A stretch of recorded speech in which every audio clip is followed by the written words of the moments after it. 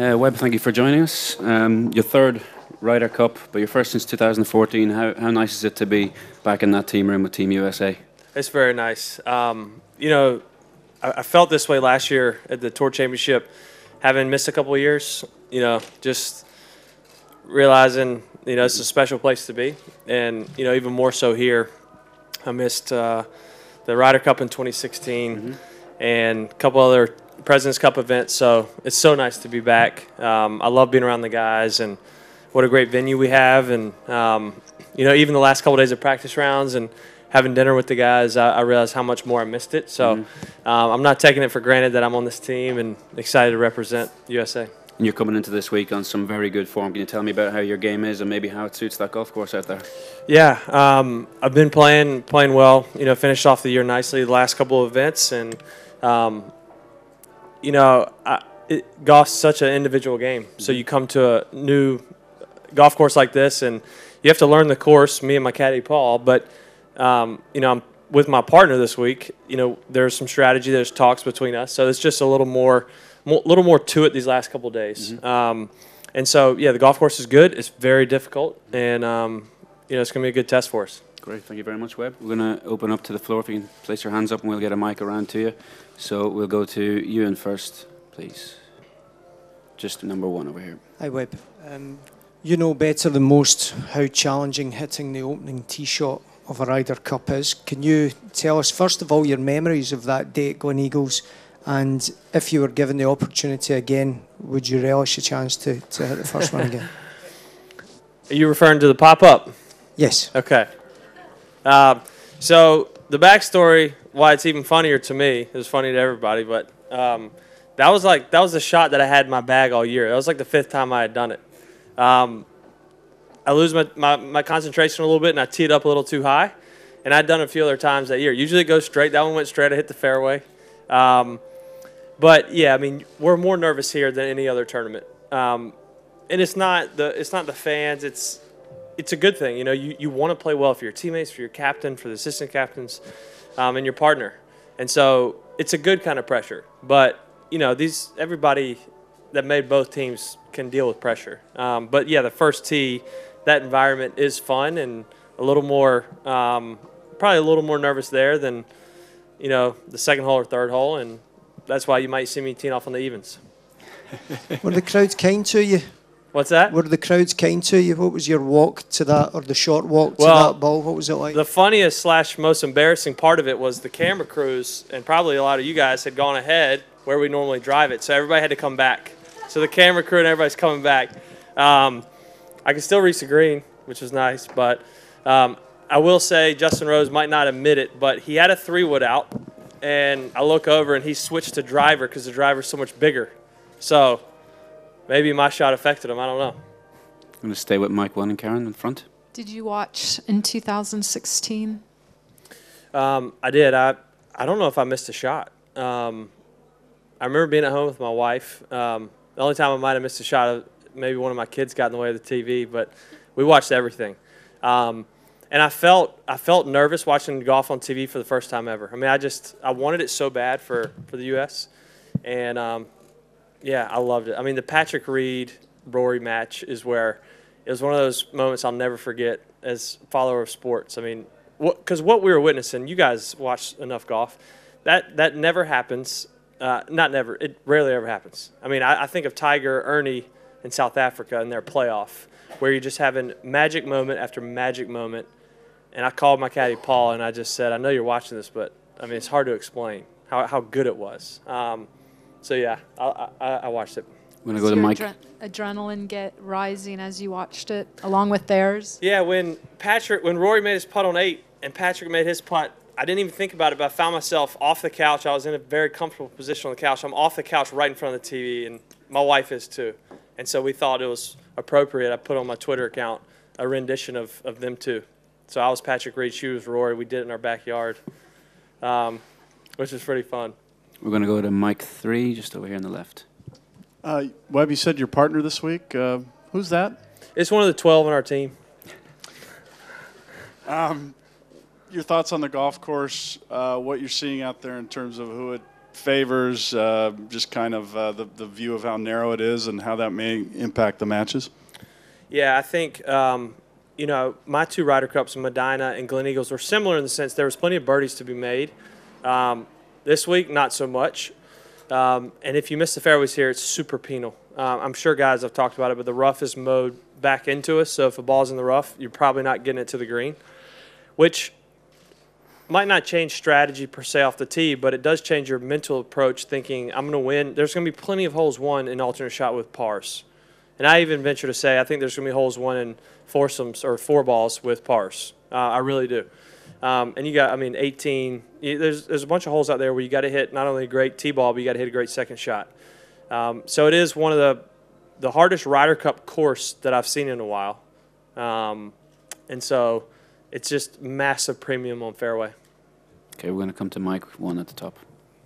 Hey, Webb, just for the record, do you remember how long that 3-wood pop-up went? By any chance? My guess is about 205. So just got over the 200 Yeah. level. What do you recall as being a rookie? There's 5 of them on the European side. You guys have 3 of them. What's that dynamic? How difficult is that? And can that be an advantage or a disadvantage for a team? I think when you have guys like Tiger Woods and Phil Mickelson as your teammates, and then you have the Strickers, the Zach Johnsons, Jim Furyk, obviously, those guys help more than anybody. I can help a Bryson DeChambeau a little bit, but, you know, those guys who they've seen enough rookies now come on the teams, they know what to say, what not to say. And, I mean, the main thing I told Bryson is, hey, you know, play Bryson DeChambeau golf. You know, it's gotten you a few big wins this year. You're on the Ryder Cup team and one of the best players in the world. So when it comes to playing golf on Friday morning, it's Bryson DeChambeau golf, and you happen to have somebody there with you as a partner, but he's there to, you know, he's there rooting for you, pulling for you, helping you. So that's, you know, that's all I tell them is just do their own thing that's gotten them here. Any more questions, guys? Please place your hands up. Just in the very back here, number 4. Well, without talking about who partners may be this week, but how do you think Bubba will do in this setting? How's he being treated out there? And you know, we all know what he said about France, and you know, just how do you think his week is going to go? They've been great to him. I played in the same group as Bubba the last couple of days, and they've been great. You know, over here he's Booba, so we've been calling him Booba. But you know, he got the crowd going on 18. You know, he got him to be really loud. He hit it 340 down there. So he'll be great. You know, I think I've always said the crowds over here are great. They're very respectful. They understand the game, and I know it heightens a little bit in the Ryder Cup. But I plan on hearing things that, you know, I might not like, but that's the Ryder Cup. They're going to deal with the same stuff in the United States, so it's all part of it. If you could just use the mic, please. Thank you. Is his knowledge of France improved any? It has. It has. He just gets the terms confused every now and then, but he's well aware. It's been said a few times, castle versus palace. But he's got it down now. We go to Tim, just over here, number 3. Webb, the European teams had a good time kind of teasing each other and having a Mickey at each other, whatever the expression is. I'm sorry, I'm a little daft at that. But are you doing the same thing as it relates to Bubba, teasing him a little bit about it, just to bring out a smile instead of turning it into a negative thing? Absolutely. I mean, that's his love language. You know that he loves you if he's giving you a hard time. And so I think Bubba and I have had success in the past because I tend to be more, you know, a lot more serious on the golf course. He tends to be more laid back, joking around, and we kind of mold into, you know, this half Bubba, half Webb type of player. And it's fun. I mean, Teddy and Paul, they're good buddies. So, yeah, I mean, when you give him a hard time, you just got to know that he's going to get the last line in, kind of like Phil. They're very witty. They always have something to say, but it's relaxing at the same time. And Doug, we're going to stay with number 3. Webb, do you think Europe is a strong team? And assuming the answer is yes, why do you think they're strong? I think they're strong every year in the Ryder Cup, no matter who's on the team or what form they're in. You know, they get excited about this event, as do we, but I think this event's special, and it stands out in the sense that a guy can come in, maybe he's a captain's pick, maybe he's a veteran, having not played well lately. But this tournament just does something different. And I think the way you've been playing, good or bad, I think it's a pretty level playing field. There's so much that goes into not only team chemistry but partner chemistry. I don't know, they have some guys who maybe it's their first Ryder Cup, but there's enough guys. I feel like since I played my first Ryder Cup in 2012, there's more and more assistants and people around the team room than there used to be.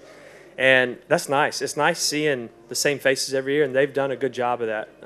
So, yeah, they have a great team, obviously, would be my answer. And, you know, they get the Ryder Cup well. And, you know, 2016 was a great example of how we're getting the Ryder Cup. Okay, we're getting a lot better. A couple more questions. We'll start with one here. Webb, you were 12 when Tiger won in Augusta, his first major. What is it like playing a Ryder Cup with him? Honestly, the older I'm getting, the more special it is. I realize, you know, he's the greatest player of all time, and you know, when I'm competing with him, I play with him on Sunday at the BMW. I'm not going to go over and ask him advice, but you know, this week, you know, the guy's won 80 times, and it's fun to think not only I can go ask him some stuff, but he wants to help us out. So I was happy to see him get that victory last week, and he's certainly playing with as much confidence as anybody. Any questions from the second row in the front? Here we go. Justin Thomas. Who's been your favorite rookie on the team so far? Probably Justin Thomas, I would say. No reason, just you. Yeah. Thank you, Justin. We're going to go to number one in the middle. You're used to showing up at new places with Paul and breaking down a golf course in a few days. How does that dynamic change when you have a captain and assistant captains and other teammates kind of feeding into that? How much of that do you take in? A little bit. I mean, I certainly don't talk to any of the bombers about kind of what they're thinking, because I feel like my style of play is a lot different. But, you know, we got the John Woods out there who, you know, John's not caddying this event, but he's still got that caddy eye. So whoever's kind of hanging with us that day, they might pipe in and bring up something here or there. But for the most part, I still want to do everything I would normally do with Paul, and bring in who I might play with to see, you know, where would you want it here. And they might say, I don't care how far back I am, I just want it in the fairway, whatever it might be. So once I get my work done, you know, I bring in who I might play with to weigh in a little bit. We'll go one final question. We'll stick with Mike one. Well, a lot of comparisons of this course to TPC Sawgrass. Do you see that, and how comfortable do you feel because of that? Yeah, I mean, the thing that jumps out is that both courses you have to hit it in the fairway. So I feel like what you guys are going to see, the teams that are winning are the teams that are hitting more balls in the fairway and making putts. I mean, not every Ryder Cup you have to hit it in the fairway, but this one you do. So, you know, our strategy, you know, my personal strategy might not be to hit it as far as I can on every hole, but like I said, get it in the fairway. So there's certain gettable holes with 3 par 5s. Depending on the wind, we can reach them all. You know, Sawgrass has 4 reachable par 5s. But it is very much target golf, like TPC. Well, it looks like you're being subbed out. Thank you very much, Thank you. and have a great week.